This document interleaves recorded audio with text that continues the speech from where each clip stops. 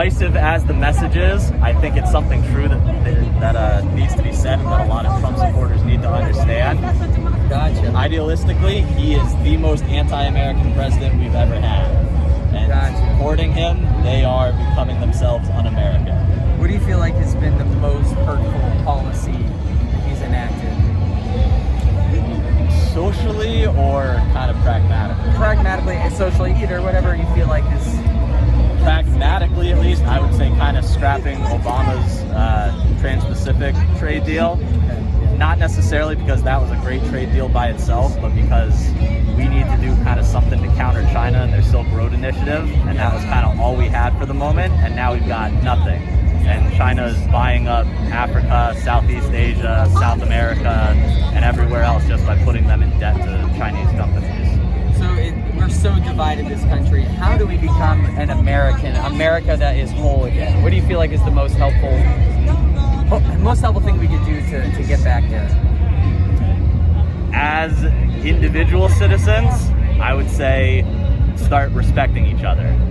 And that doesn't mean respecting each other regardless of what anybody says or regardless of their ideals, because there are ideals that need to be disrespected. We disrespected slavery and we disrespected the Confederacy, and that made the country better when we ended slavery in the Confederacy. We disrespected Nazi Germany and the Holocaust, and that's how the Holocaust was ended. So there's certain things that you need to disrespect in order to create actual respect. So we're with Common Ground USA. Do you feel like there's any bridge to the other side where you feel like there's commonality, or is it a complete separation for you? I think in terms of the social and economic policies that they want, no. I think in terms of idealism, that the Make America Great tagline, as closely as that is associated with Trump and his brand now, is not a bad tagline, and it is something that we could agree on. Everybody wants to make their own country great. Americans especially want to make their country great. So we can say, here are the things that we can do to make America actually great, not just to pretend that America is great. You see that there's a problem when left and right agree, but Congress on either side won't pass something because they want all of what they want, and they won't even work with the common ground. Do you see that being a problem? Definitely a lot of the time.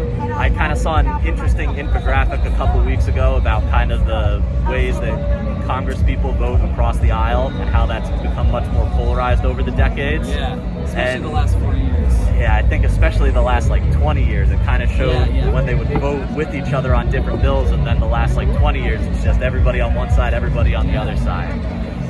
I mean, I'm not a huge fan overall, or at least, I don't know. I guess I'm not a complete fan of the Democrat Party, and so there's already division within the Democrat Party between more moderate and more progressive. Who is your first pick before Biden? Before Biden? Are you going to be the first person who tells me Biden was your first pick? Nobody else wanted him first. Not a soul so far. That's kind of an indication of the age of the crowd, I guess. I did vote for Bernie Sanders in the primary, and to be honest, in 2016, I kind of wrote in Martin O'Malley instead of Hillary Clinton. I kind of wish I had voted for Clinton now. I think I mostly agree with Bernie. At one point, I remember he had a couple of anti-nuclear policies, which I'm pretty pro-nuclear, so I would have to disagree with him on that. Yeah, that seems to be the best way to get a renewable energy source that is not, bad for the planet. I agree. Nuclear we should have been doing since the 70s, but unfortunately there was kind of an overactive, overzealous environmental scare, where the environmentalism we had was good, but anti-nuclear sentiment got caught up in that. Absolutely. Well, I appreciate your time, and I just hope you have a safe night. Enjoy the rest of your time. Yeah, you guys All right, too. take care, man. Have a good one. Yeah.